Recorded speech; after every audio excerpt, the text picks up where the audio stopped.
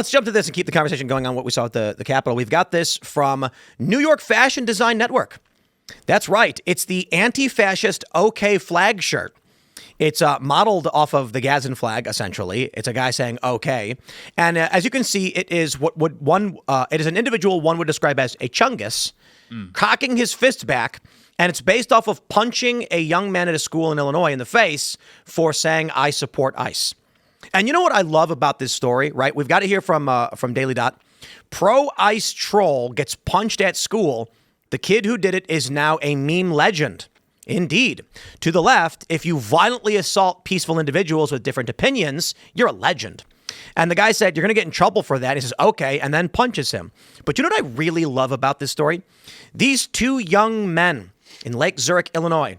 Hey, that's outside of Chicago. These two young men exemplify the culture war so perfectly. The zealous, psychotic, and morbidly obese leftist punching the frail, low-T right-winger. Sorry, right, I'm not cutting any slack. With all due respect to this young man who was the victim of this, conservatives at the macro level have consistently just been like, whoa, slow down, Democrats. And the Democrats have been like, I'm going to go shoot up a Tesla station. And so we've gotten all this terror. We've gotten these mass shooters. We've gotten ICE shootings. And even after leftists went to ICE facilities and CBP facilities and shot cops and shot at people, killing innocent bystanders, they're still like, for what reason would ICE be scared when we show up screaming in their faces with guns? And so you get a story like this, and this is the micro. Some morbidly obese lefty punches a guy who's peacefully protesting, and the guy who gets punched says, you can't do that. You'll get in trouble. Congratulations, Republicans. Keep telling the left they'll get in trouble. No one's holding them accountable. It's a reflection of the way that conservatives and Republicans in D.C. behave. They don't want to exercise power when they have it. Right. Like, so I don't know what the guy that got punched looked like. I haven't seen this video. But if you're in a position where someone is going to hit you, like, you don't have to wait to be hit to defend yourself. Right. Republicans on Capitol Hill, they should be getting rid of the filibuster in the Senate. They should be doing everything they should be doing all the gerrymandering they can, and they don't do any of it because they're terrified of exercising power. And the argument you constantly hear is, well, what about when the Democrats have, and this is an argument we make all the time on the show. The Democrats have already done it. Guys, real quick, don't forget what you're going to say. Put a pin in. I have to say this.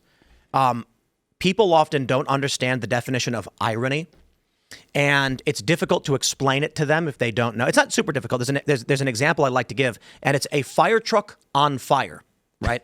The statement is, of course, the fire truck is intended to put the fire out, but itself is now on fire. That is a principal form of irony. I'm bringing this up because many of you are aware that as we're doing the show, YouTube is down. It's broken. So we're checking Down Detector to determine whether or not YouTube is experiencing problems. But in fact, Down Detector is now down as well.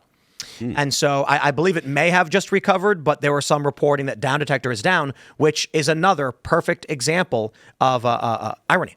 Anyway, you were going to say something. Yeah, look, the Democrats, when they say it, they mean it. Like, they do not play games. They play for keeps, and clearly we're not. And I know we're going to get into the redistricting thing here in a little bit. Go look at Indiana. Look at Indiana. These guys had the ability to redistrict. That's a state that Trump won overwhelmingly all three times. And they're like, no, we're not going to do it. Meanwhile, over in Virginia, they're like, yeah, we're going 10-1. We're not playing games. Yep. We are not playing games. So I wanted to ask you, because like back earlier, you were talking about with Antifa, and obviously they're ramping up their threats and they're like acting them out, which is the most terrifying part. But like following the assassination of Charlie Kirk, obviously getting Antifa labeled as an FTO was like massive. That was a huge deal, and honestly, a lot of people missed that. That is a big deal. Have you seen anything like on the congressional side? Any sort of seeing that in action, I guess, so to speak? I mean, it's because it's such a massive deal, but I feel like we don't hear about it very often. Yeah, I've not really seen it in action too much. And just to be clear, any Antifa members, if you are listening, if you set foot on my property, I am going to shoot you. But that should be a standing order for anyone. This is West Virginia. I want to stress West Virginia is not the same as many of these states. Texas probably is the strongest of laws. Texas allows you to shoot someone for threatening your property. Yes. Like literally someone could grab your stereo, and in Texas you can shoot them. That's the law. West Virginia is very, very, very good on these laws in terms of protecting your land. West Virginia, and correct me if I'm wrong, but my understanding is that we went through this with security. You're allowed to defend yourself if someone trespasses on open land, meaning if you've got like 5-acre property, you're taking the garbage out, and someone is coming onto your property threatening you, you don't have to wait, you don't have to flee, you have to run. And it makes sense. In places like New Jersey, and New Jersey, we shouldn't even mention, it's so insane. But Maryland is a good example because you even have Western Maryland just north of the eastern panhandle of West Virginia. Yep. You have to flee into your home. Yep. Then once you're in your home, if they try to breach the entrance to your home, you're allowed to use lethal force. West Virginia's like, nah. No, we have castle doctrine here. Castle doctrine. But Maryland claims to as well. No, they do not. No. And just to be clear, if you're on my property in a threatening manner, you're getting shot. Not just like a random guy like he's selling cookies for Antifa. Antifa bake sale. Yeah, you can knock on my door if you're the Girl Scouts. Don't worry about it. I haven't really seen too much of it in action. But yeah, look, I mean, it is all of this stuff is ramping up. The Democrats don't play games. Yeah. They don't. And I mean, look at we had a Supreme Court rule last term with President Biden on student loans, and they're just like, yeah, we're going to ignore that. Yeah. Yeah, we're not listening to that. Yeah. We're not doing that. Bro, it's just hilarious. Check this out. Evan Loves Wharf, SG. It is insane. Yeah, he's a lefty, and he's celebrating the violence with 17.1 million views. So here's my pitch, and we need some. Maybe this one's for the Discord community, guys. This one's for you, the Discord community. I want to make a coffee table book that is just every page will be 4 threats or celebrations of violence from leftists.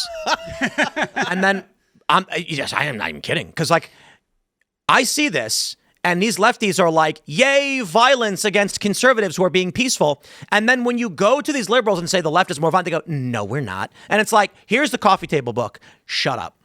There's no arguing anymore. Now, when you're at Thanksgiving, you buy it for Christmas for your liberal aunt and uncle, and you say, look, it's a book of all the times the left threatened to murder people and then did. Or punch people and celebrated it. It's 3,000 pages long. Breaks the table.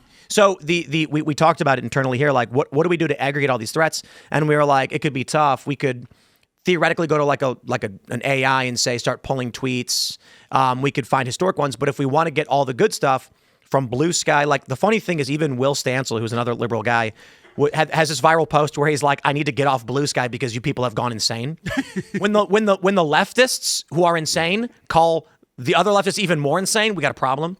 But genuinely, if you're a member of the Discord community, maybe we will put together a project where we start compiling as many of these posts celebrating, encouraging, or engaging in violence, and then we make that coffee table book, and then people can buy it for a decent price, put it on their coffee table, and then they can show their liberal friends who don't believe them. It's a great idea. Clean out every forest in America to get paper. One book, just for the proof of concept, we would have to one book. The Amazon would be gone. The point you bring up about Will Stancil is actually, I mean, it's crazy because this is an argument that Peterson was making 12, 13 years ago. I forget who it was that kind of, stabbed him in the back, but he had a public Twitter exchange with him, and he was like, look, they're going to do it to you. They always do it to you. They always eat their own.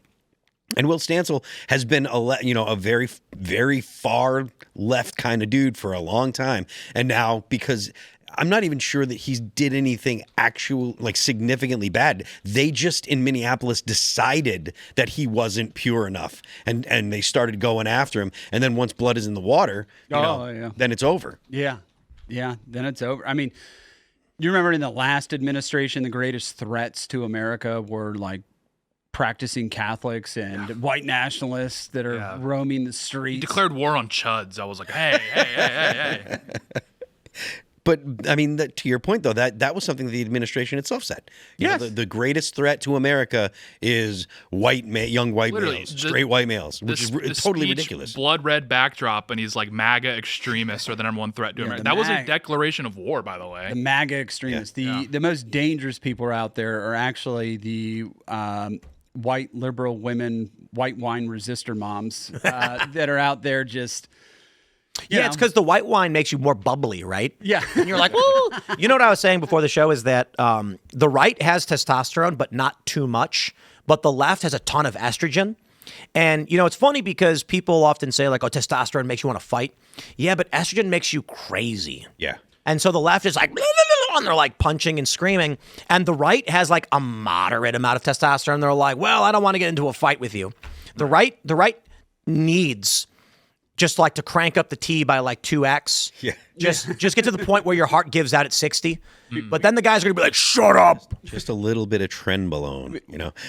Get everybody on TRT and Yeah. I mean, the TRT is not quite what I'm thinking. I'm thinking something with a little more octane, but Trembolone sandwich. trembolone sandwich. Yeah, get some D balls flying around RFK, there. if you can hear me, please save me. Yeah, like come on, FDA, like I'm going to start putting trembolone in the water. it's way better than fluoride. It's way better than fluoride. It's cooked. But I mean, you know, the way that the left behaves, like at the very least, you can now clearly see that the left is a problem in the U.S. and it's completely undeniable now.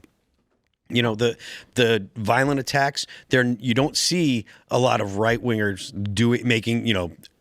doing violent attacks to other people. Like they're just not engaged in it. And to the point we were making earlier today, like a lot of the reason why right wingers don't fight back is because they have something to lose. We talked about this. The left, they don't have anything to lose. Thanks for checking out this clip from Timcast IRL. Make sure to watch the show live Monday through Friday at 8 p.m. Subscribe to this channel, and we will see you all there.